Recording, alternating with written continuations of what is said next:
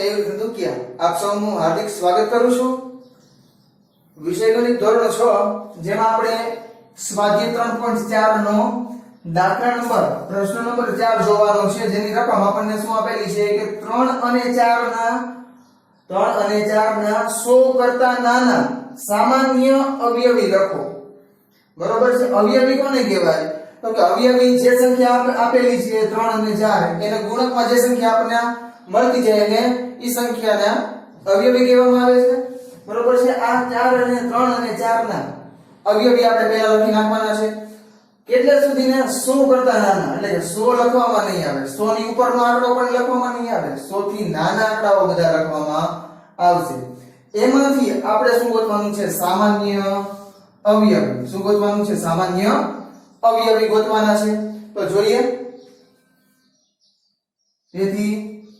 3 ના અવયવી, તો 3 નો ઘડિયો બોલવા ચાલુ કરી દેવાનો કે 3 એકા 3, 3 દુ 6, 3 તેરી 9, 3 ચોક 12, 3 પંચા 15, 3 છોક 18, 3 સત્તા 21, 3 અઠા 24, બરોબર છે 24, 3 નવા 27, 3 દાણ 30, બરોબર છે। હવે 3 3 ઉમેરતા જઈએ તો આપણે 3 ના ગુણાકાર 3 ના અવયવી મળતા જાય છે। 30 માં 3 ઉમેરીએ તો 33, 36, 39, 39 માં 3 ઉમેરીએ તો 42, 42 માં 3 ઉમેરીએ તો 45, 45 માં 3 ઉમેરીએ તો 48, 48 માં 3 ઉમેરીએ તો 51, 51 માં 3 ઉમેરીએ તો 54, 54 માં 3 ઉમેરીએ તો 57, અને 57 માં 3 ઉમેરીએ તો કેટલા થાય? 60, બરોબર છે। 60 માં 3 ઉમેરીએ તો 63, 66, 69, બરોબર 79, 69, ત્યાર પછી 72, 75, 75 પછી શું આવશે તો કે 78, 78 પછી 81, 81 પછી 84, 84 પછી 84 માં 3 ઉમેરીએ તો કેટલા આવશે? 87, અને 87 માં 3 ઉમેરીએ તો કેટલા થશે? 90, બરોબર। 90 માં 3 ઉમેરીએ તો 93, 93 માં 3 ઉમેરીએ તો 96, અને 96 માં 3 ઉમેરીએ તો 99, અને 99 માં 3 ઉમેરીએ તો 102। તો વિદ્યાર્થી મિત્રો 102 છે એ નહીં આવે। શું નહીં આવે? 102 છે એ આવશે નહીં। આપણે અહીંયા સુધીનું જ આપણે લખવાનું થશે 99, કેમ કે આપણે રકમમાં શું કીધું છે? 100 કરતા નાના, 100 પણ નથી લેવાના, 100 કરતા નાના એવો શબ્દ વાપરેલો છે, બરોબર છે। તો ત્યાર પછી આ 3 ના અવયવી એટલા મળ્યા આપણને। ત્યાર પછી જોવાના છે કોના? 4 ના અવયવી। તો જોઈએ 4 ના અવયવી, તેથી 4 ના અવયવી, 4 ના અવયવી શું છે? તો કે 4 નો ઘડિયો બોલે તો કે 4 એકા 4, 4 દુ 8, 4 તેરી 12, ચોકે ચોકે 16, 4 પંચા 20, 4 છોક 24, 4 સત્તા 28, 4 અઠા 32, 4 નવા 36, 4 દાણ 40, બરોબર। પછી 11 નો ઘડિયો બોલો તો 1144, બરોબર છે। 12 નો ઘડિયો બોલો, 13 નો ઘડિયો બોલો, ક્યાં સુધી? 4 સુધી બોલવાનું। ઘડિયો નો બોલવો હોય તો આની અંદર 4 4 ઉમેરતું જવાનું। તો 44 ને 4 48, 48 ને 4 52, 52 ને 4 કેટલા થશે? 56, 56 ને 4 60, 60 ને 4 64, એમાં ઉમેરીએ 4 તો 68, 72, 72 ને 4 76, 76 ને 4 80, 80 ને 4 84, 84 ને 4 88, 88 ને 4 92, 92 4 96, અને 96 ને 4 કેટલા થઈ જાય? 100। 100 આપણે લખવાના નથી કીધા, કેમ કે 100 કરતા નાની સંખ્યા આપણે લખવાની, એટલા માટે અહીં આપણે ઉપર અહીં જવું પડશે। હવે આની અંદર સામાન્ય શું કીધું છે આપણને? સામાન્ય અવયવી। આ બધા અવયવી 3 ના અવયવી એટલા મળી ગયા આપણને, અને આ બધા છે 4 ના અવયવી છે, બરોબર છે। તો હવે સામાન્ય અવયવી કયા કયા છે? તો તમે જોવો છો કે 6, 3, 9, 3 ના અને 4 ના ઘડિયામાં સમાન અવયવો કયા કયા આવે છે? તો કે એક 12, અહીંયા 12 છે, તમે જોઈ શકો છો 4 ના અવયવીમાં। પછી કેટલા આવે છે? તો કે 24 આવશે। કેટલા આવશે? 24, તમે જોઈ શકો છો। ત્યાર પછી 36, કેટલા આવશે? 36 ત્યારબાદ 48 અહીંયા 48 ત્યારબાદ છે 60 અહીંયા પણ આપણે 60 જોવા મળે છે ત્યાર પછી 72 અહીંયા પણ 72 છે પછી કેટલા આવશે 84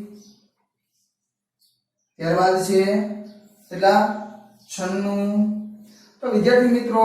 આટલા જે છે એ સામાન્ય અવયવી છે બેયમાં તો આપણે નીચે લખી નાખવાનું તેથી 3 અને 4 ના સામાન્ય અવયવી કે કયા કયા મળ્યા આપણને તો કે 12 24 ત્યાર પછી 36 ત્યાર પછી 48 પછી 60 72 72 પછી કયા મળ્યા આપણને તો કે 84 84 પછી તો કે 96 તો વિદ્યાર્થી મિત્રો અહીંયા તમે જો તો આખે આખો 12 નો ઘડિયો મળ્યો 12 એકા 12 24 12 36 12 48 12 50 60 12 72 84 12 અઠા 96 તો અહીંયા તમે જોઈ શકો છો કે જ્યારે જ્યારે સામાન્ય અવયવી કોઈ વસ્તુના ગોતવાના હોય કોઈ પણ બે સંખ્યાઓના ગોતવાના કે એમાં ક્રમિક આવતી હોય તો એનો ઘડિયો બનતો હોય તમે જોઈ શકો છો કે 3 અને 4 નો ગુણાકાર કરો 3 અને 4 નો ગુણાકાર કરો તો કેટલા આવે છે તો કે 12 આવે છે તો 12 નો ઘડિયો તમે બોલ્યો તો અહીંયા આખે આખો 12 નો ઘડિયો તમે અહીંયા જોઈ શકો છો જો 100 કરતા મોટા અવયવો પણ લખવાના કીધા હોય તો 12 ના બધા ગુણકો અહીંયા મળે બરોબર છે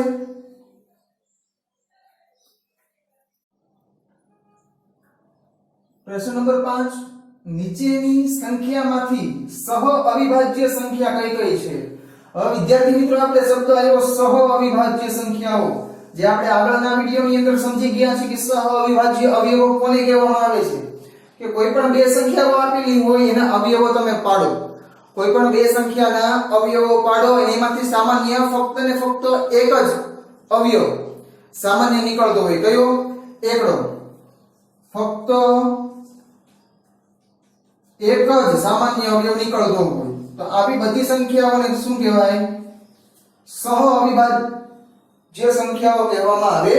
છે બરોબર છે તો પેલા 18 અને 35 તો 18 ના અવયવ શું પડશે 18 ના અવયવ તો કે 18 ના અવયવ શું પડશે તો કે જોઈ લઈએ 18 ના અવયવ તો કે 18 છે એ શું છે તો કે 18 એકા 18 બે વડે ભાજ્ય છે તો કે 2 નવા 18 3 વડે તો કે 3 6 18 ત્યાર પછી 4 ના ઘડિયામાં આવશે 5 ના ઘડિયામાં તો કે નહીં આવે ત્યાર પછી 6 ના ઘડિયામાં આવશે બરોબર છે 9 ના ઘડિયામાં આવશે એટલે 18 ના ઘડિયામાં તો એના અવયવ શું પડી ગયા 18 ના અવયવ તો કે 1 2 3 1 2 3 6 9 અને 18 6 9 અને 18 બરોબર છે આવી રીતે ના અવયવ ગોતી લેવાના ત્યાર પછી 35 ના અવયવ 35 ના અવયવ શું મળશે આપણને તો કે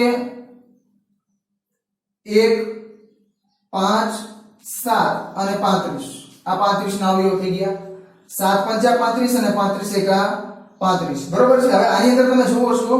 કે એક સિવાય બીજો એક કોઈ સામાન્ય અવયવ નથી એક જ છે બેની અંદર એવો સામાન્ય અવયવ કયો એક તો એટલા માટે આપણી વ્યાખ્યા શું હતી સહ અવિભાજ્ય અવયવની કે બે અવિભાજ્ય બે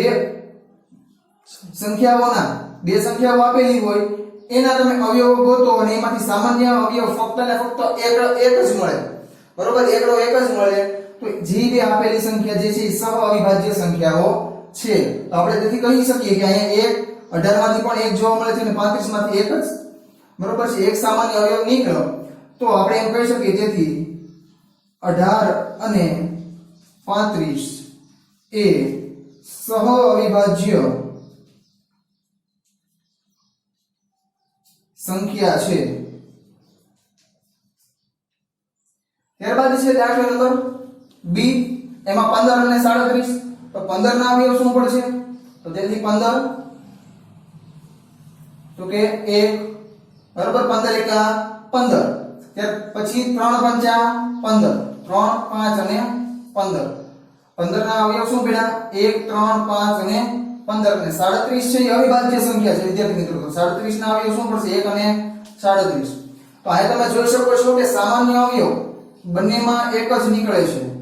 તો તેથી આપણે કહી શકીએ કે 15 અને 37 એ સહ અવિભાજ્ય સંખ્યાઓ છે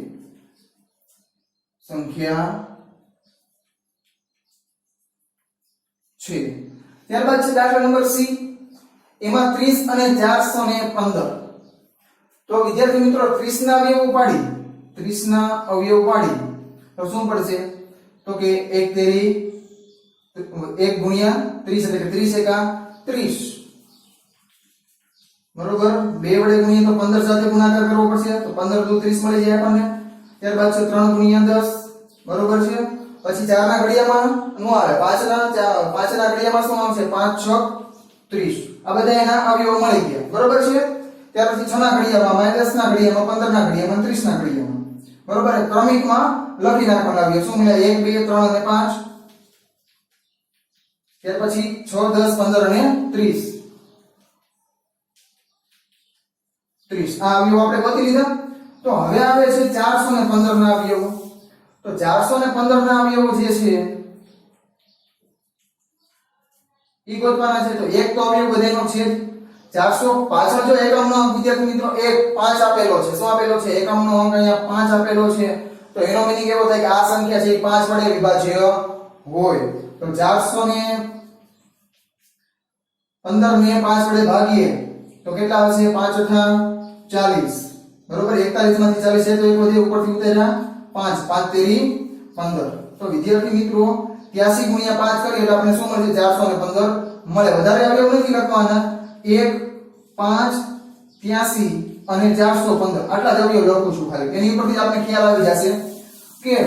અહીંયા જુઓ જે બેયના સામાન્ય અવયવો 1 1 તો મળે છે ત્યાર પછી શું મળશે 5 5 પણ મળશે તો વિદ્યાર્થી મિત્રો આની અંદર બે સામાન્ય અવયવો મળ્યા તેથી આપણે કહી શકીએ કે 30 અને 415 છે એ સહઅવિભાજ્ય સંખ્યા નથી ફક્ત અને ફક્ત એકડો જ મળવો જોઈએ તો જ એ બંને સંખ્યાઓ કેવી થાય સહઅવિભાજ્ય સંખ્યાઓ થાય તો તેથી આપણે લખી શકીએ કે 30 અને 415